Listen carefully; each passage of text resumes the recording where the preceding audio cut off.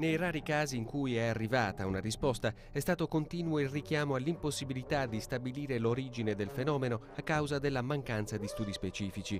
Così, ad esempio, dopo la risposta del ministro per l'ambiente Pecoraro Scanio alla sua interrogazione del 13 giugno 2006, l'allora senatore sardo dei DS Gianni Nieddu, componente della Commissione Difesa, aveva deciso di depositare una nuova domanda al ministro dei Trasporti Bianchi perché venisse effettuato uno screening dei piani di volo su tutto il territorio nazionale.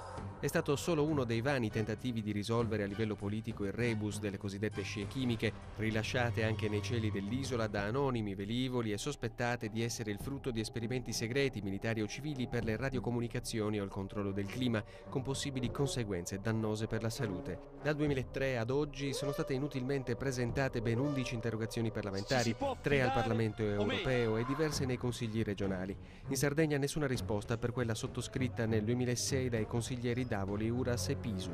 Riproporremo in forma di interpellanza questo quesito proprio perché si sappia in Sardegna, dove appaiono con frequenza, che cosa contengono queste scie e se ci sono conseguenze di natura ambientale per la salute dei cittadini.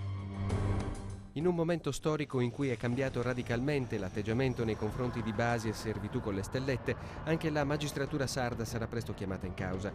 Dopo lo spartiacque segnato dall'inchiesta sull'uranio e la sindrome di Quirra, un dettagliato esposto sulle scie chimiche sarà presto portato sulla scrivania del procuratore della Repubblica di Lanusei, Domenico Fiordalisi.